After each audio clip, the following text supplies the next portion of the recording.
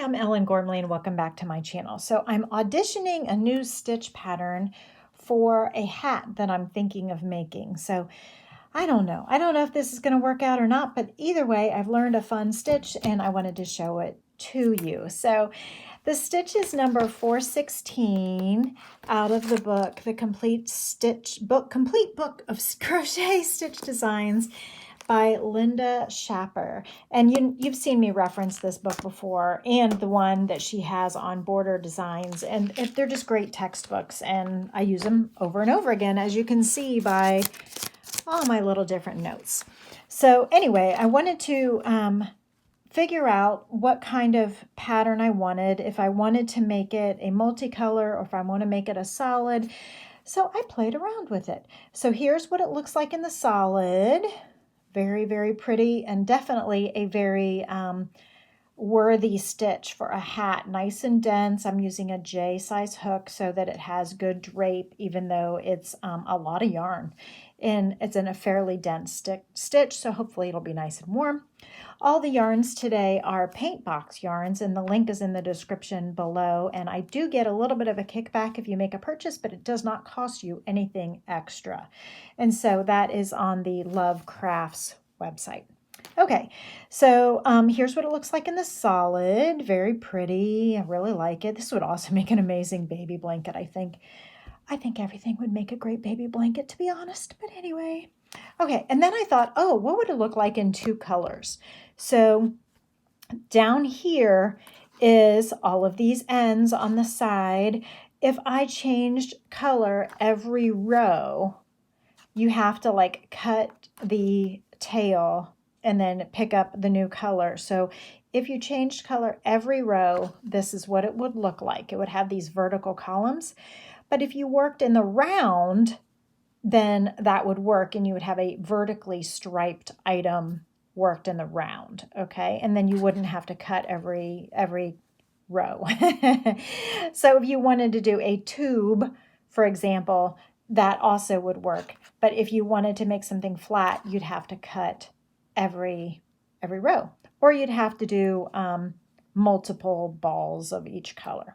Anyway, so I'll get to how to make this pattern in just a moment, but the other way to do two colors is to do 2 rows of each color, and that's what this section looks like. So it was like pink for 1 row and pink back, then the misty gray for 1 row and then the misty gray back, and then the pink and then the pink. So it's 2 rows of each color, and then the color is just carried up the side as a float. And so you just drop the yarn and then pick up the new color. So that is what it looks like so it's amazing, isn't it? It looks like completely different stitches. It's the exact same stitch. It's just how it looks different with different color changes.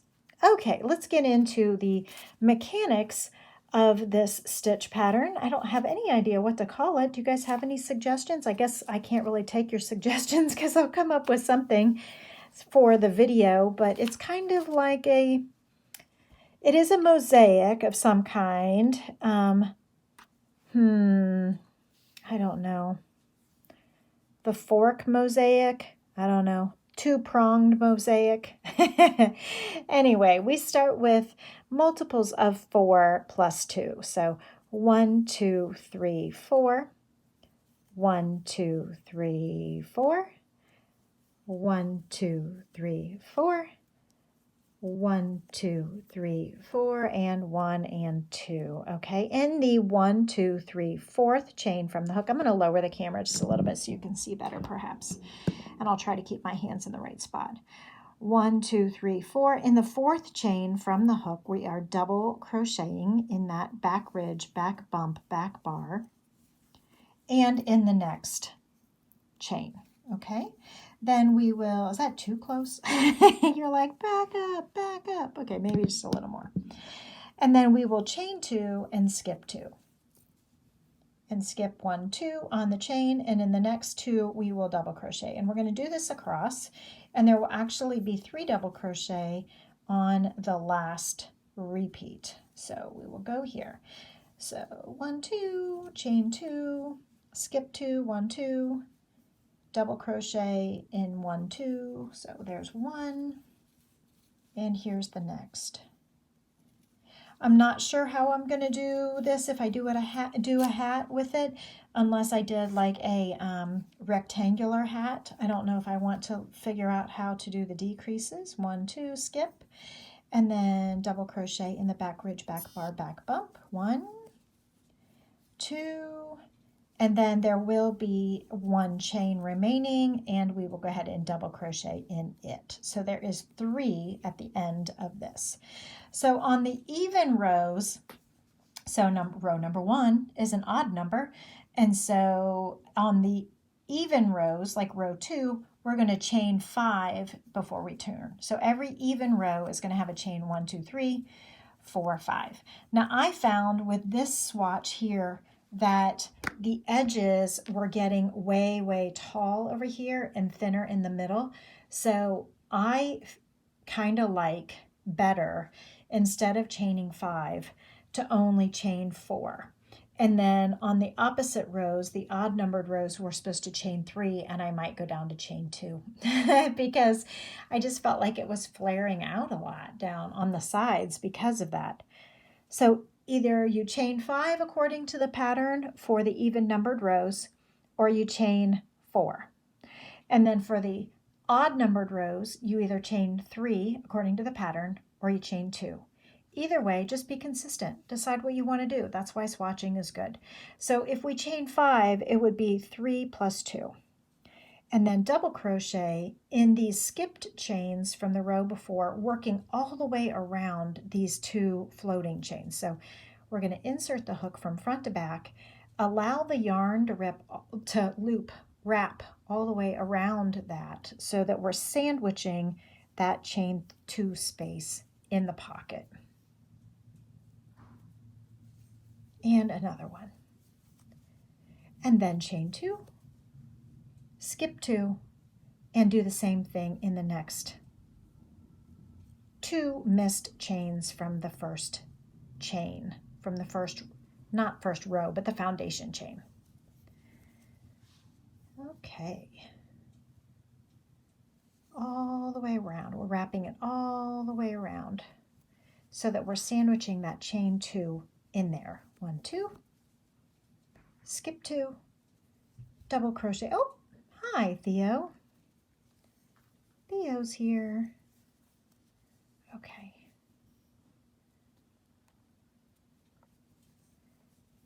And chain 2, 1, 2, and we're supposed to double crochet in the turning chain of that turning chain there, but that also makes the edge tall, so I think I am going to choose to do a half double crochet instead of the double crochet. So you do what you do, you do whatever you want to do. The book actually says double crochet. I'm changing my mind. I have the so I'm just going to half double crochet instead, and hope that the edges don't get as tall on or flared out on the edges. Okay, and so we are on row 3 now. So 1, 2, or 1, 2, 3, it's up to you. And we are going to now work into these double crochets 2 rows below. So working around, wrapping around that chain 2 space, allowing that yarn to wrap all the way around and sandwich inside the legs of the stitch, and chain 2 and skip 2, and so we will do this across. Okay, and it is really that easy, but I do want to show you how to top it off. Okay, so we're doing this across.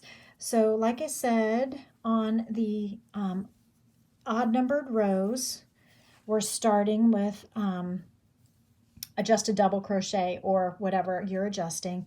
And then on the even numbers, which we're going to come to now, we're going to come to row 4 here in just a moment. Instead of chaining 5, like the pattern suggests, I am going to do 4, and instead of at the end doing a double crochet in the top of the chain 3, there's only a chain 2 there, and I'm going to do a half double crochet instead. So are you following me? Do you see my logic there?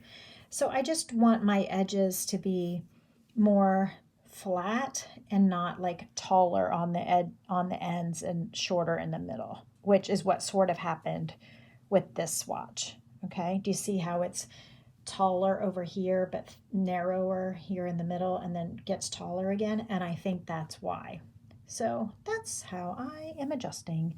So we are now on row 4. So that's an even row. So an even row is 1, 2, 3, 4 or 5.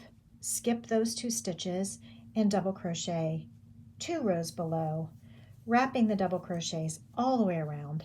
If you don't wrap these all the way around, you're going to end up with like 2 pieces of fabric that are hinged at the bottom, and they're like independent of each other. And so if you have these like 2 flaps of fabric that are hinged at just the foundation row, that's you've not wrapped all the way around the chain 2. So for example, the right way is to wrap it all the way around so that you're encompassing that chain 2 space in your stitch. But if you fail to do that and you just go here on the front fabric only and just grab that loop and double crochet there, that's when you'll end up with like this flap. So that's not the way we're doing it. If you choose to do it that way, cool, it's a design decision, but that's not what we're talking about today. That's something different. Okay, wrapping. Do you hear the train down at the bottom of the valley?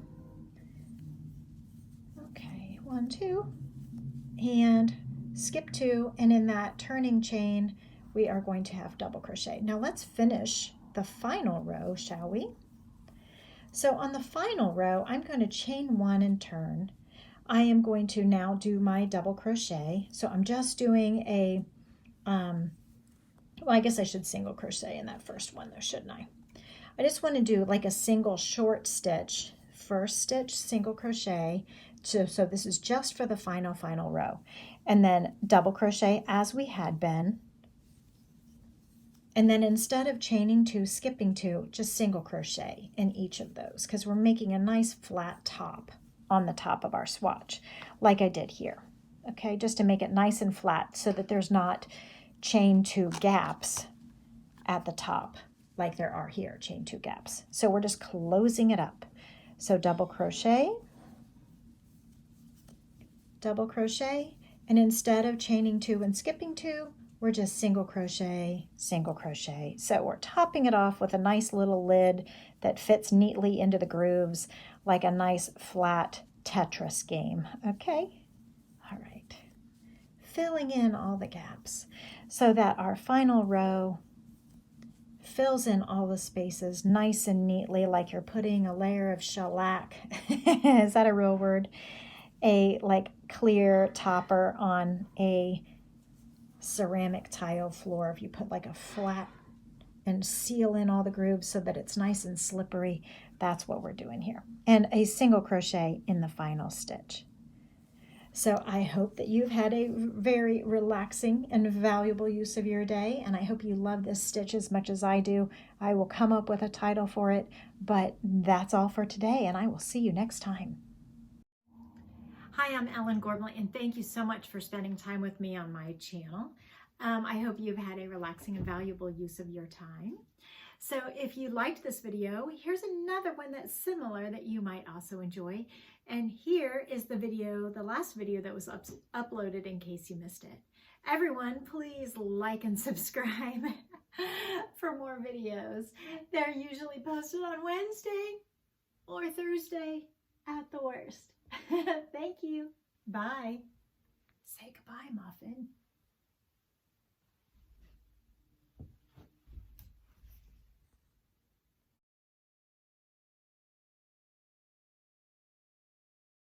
So little puppy got tired while I was making my video and decided to take a nap. You all right there, puppy? Hobie? Hobie? Are you mad? I see you blinking. Are you Are you mad that I was ignoring you? I'm sorry, I was working. Yes, it's all right. It's all right. Sorry, buddy.